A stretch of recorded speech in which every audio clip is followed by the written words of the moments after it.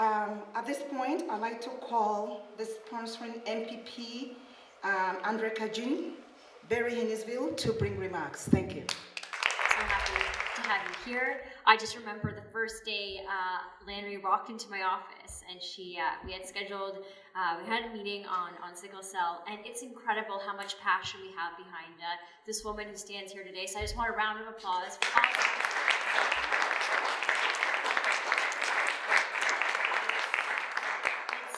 It's individuals like yourself, Larnie, that inspire others to lead, inspire others to bring awareness to such important causes. And I'm just proud to draw attention and sponsor this event. And on behalf of the Sickle Cell Group of Ontario, I want to thank everyone for coming here today.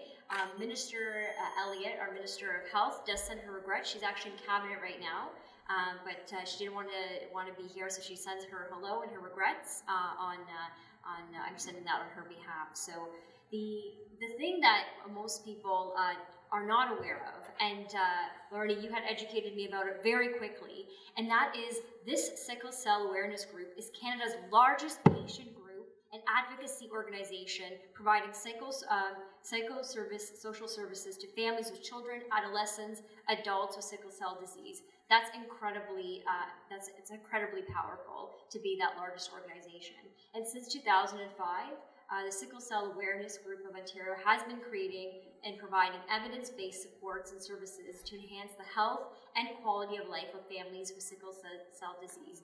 And if you haven't met those individuals yet, you're just coming in today, they're all around this room.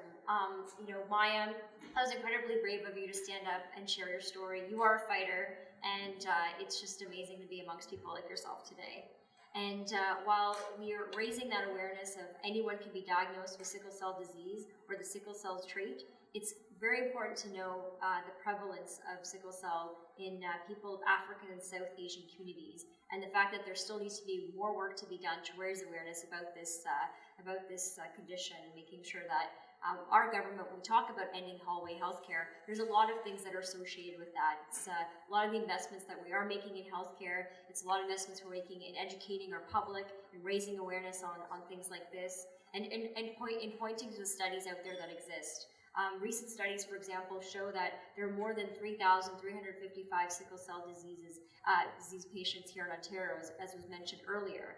And that's why we're all here today. And I'm thrilled that we are able to be in this room today, sharing our stories, raising awareness. And I know that today is a day for this particular topic, but I think it's something we can talk about every day, because it's something that you, as many families in this room, you have to live with every day. So it's not just one day to come here, but it's making sure that we have a government that's working hard. We're working hard to bring a lot of opportunities here to Ontario. I myself came to Ontario at the age of 4. It was a land of hope and opportunity, a place that will provide you with a lot of open doors if you work hard and you play by the rules, and our government's really committed to that. We're really committed to making sure that life is more affordable here in Ontario, and a lot of that starts with healthcare. One of our large commitments when we ran for office was we wanted to end hallway healthcare, and like I said earlier, that means that we have to address the reasons as to why people are coming in, focus on community involvement, focus on community prevention. Because if we can focus on community involvement and community prevention, we can avoid having many of those hospital beds full. So thank you very much for everyone that's here today.